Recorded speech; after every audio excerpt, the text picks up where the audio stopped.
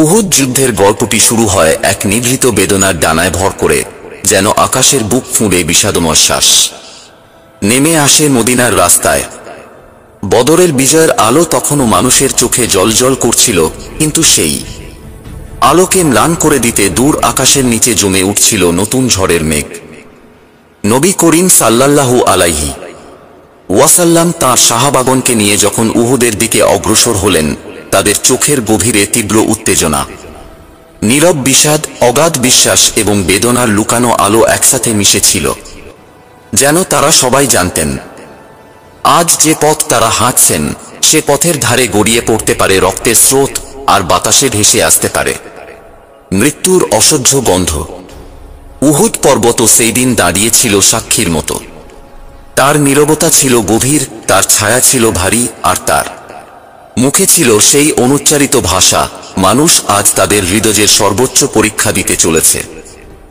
সাহাবাগণ নবীজির চারিপাশে বৃত্ত আঁকছিলেন, যেন তাদের দেহই ছিল তার জন্য অটুট দুর্গ। তাদের চোখে ছিল জ্বলন্ত ভালোবাসার শিখা, আর হৃদয়ে ছিল আত্মত্যাগের প্রস্তুতি। কেউ ভেবেছিল জীবনের শেষ হাসি আজই ফুটবে, কেউ ভেবেছিল আজই তারা তাদের প্রিয় নবীকে রক্ষা করতে গিয়ে শেষ নিঃশ্বাস ফেলবে। যখন শত্রুর দল পাহাড়ের নিচে ছায়ার মতো এগিয়ে আসে, বাতাস তখন ভারী হয়ে ওঠে। নবীজির চেহারায় মায়াময় শান্তি, কিন্তু তাঁর হৃদয়ের ব্যথা যেন আকাশের বুকেও কম্পন তোলে। সাহাবাগণের মনে তখন শুধুই এক প্রতিজ্ঞা, আমরা আমাদের প্রাণ দিয়ে হলেও তাকে রক্ষা করব। তারা জানত উহুদের পথে চলে গেলে ফিরে আসা নাও হতে পারে, কিন্তু তারা তবু এগিয়ে গেল। তাদের পদচিহ্নে যেন লেখা ছিল ঈমানের গভীর কবিতা, যা রক্ত দিয়ে রচিত হয়। সেই মুহূর্তে উহুদ পর্বত শুধু একটি স্থানের নাম ছিল না, এটি ছিল মানুষের ধৈর্য, মানুষের ত্যাগ, মানুষের বেদনা এবং মানুষের ভালোবাসার জীবন্ত প্রতীক। যুদ্ধ শুরু হওয়ার আগেই তাদের হৃদয় ছিন্ন হয়ে যাচ্ছিল, কারণ তারা জানত সামনে যে ছায়া ভেসে উঠছে তা হবে অন্ধকারের দুর্দান্ত ঢেউ। তবুও তারা থামেনি, কারণ তাদের বুকের গভীরে একটি জ্বালাময়ী সত্য প্রজ্বলিত ছিল, নবীজির রক্ষাই তাদের জীবনের শ্রেষ্ঠ কর্ম। যুদ্ধ শুরু হতেই উহুদ পর্বতের বুক যেন কেঁপে উঠল। ধুলো উড়ে আকাশ ঢেকে ফেলল, আর সেই ধুলোর মধ্যে ফুটে উঠতে লাগল সাহাবাদের বীরত্বের রঙিন আগুন। তলোয়ার যখন তলোয়ারের সাথে ধাক্কা খাচ্ছিল, তখন শব্দটি কেবল লোহার সংঘর্ষের ছিল না, সেই শব্দ ছিল মানুষের হৃদয়ের চিৎকার, যেখানে প্রত্যেকে নিজের সমস্ত ভয়, আশা এবং ভালোবাসা ঢেলে দিচ্ছিল। নবীজি যখন সামনে দাঁড়িয়ে ছিলেন, তখন তাঁর চারপাশে থাকা সাহাবাগণ নিজেদের দেহকে ঢাল করে রেখেছিল, যেন তাদের দেহই ছিল তাঁর ছায়া, তাঁর ঢাল, তাঁর রক্ষা। হযরত হামজা রাদিয়াল্লাহু আনহুর সাহস ছিল ঝড়ের মতো। তাঁর আঘাতে শত্রুদের সারি ভেঙে যাচ্ছিল, আর তাঁর কণ্ঠে ছিল এমন গর্জন যা শত্রুর হৃদয়ে গভীর ভয় ঢুকিয়ে দিত। তিনি ছিলেন নবীজির সিংহ হৃদয়ের চাচা, তাঁর ভালোবাসা ছিল অটুট, তাঁর ত্যাগ ছিল অপরিমেয়। কিন্তু সেই উজ্জ্বল সময়ের মধ্যেই হঠাৎ নেমে এলো এক কালো ছায়া। একটি বিধ্বংসী আঘাতে হযরত হামজার দেহ মাটিতে লুটিয়ে পড়ল। মুহূর্তটি শুধু সাহাবাদের জন্য নয়, বরং ইতিহাসের জন্য এক গভীর অন্ধকার হয়ে থাকল।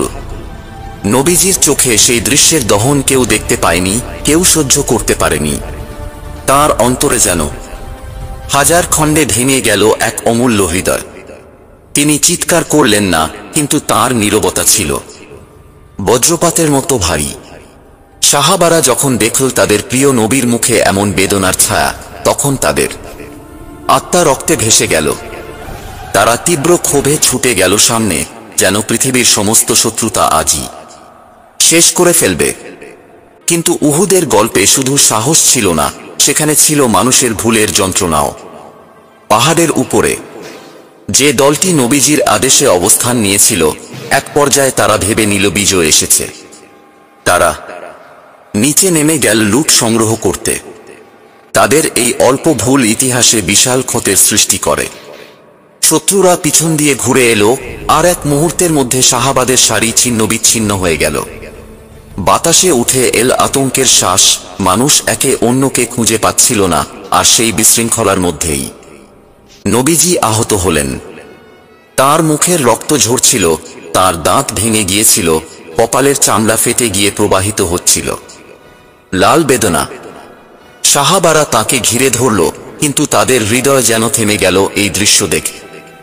তাদের চোখে ভেসে উঠল অশ্রুর সমুদ্র। তারা কাঁদতে কাঁদতে বলল, আমরা নবীজিকে রক্ষা করব। উহুদের সেই মুহূর্তটি ছিল পৃথিবীর ইতিহাসে সবচেয়ে গভীর বেদনার একটি দৃশ্য।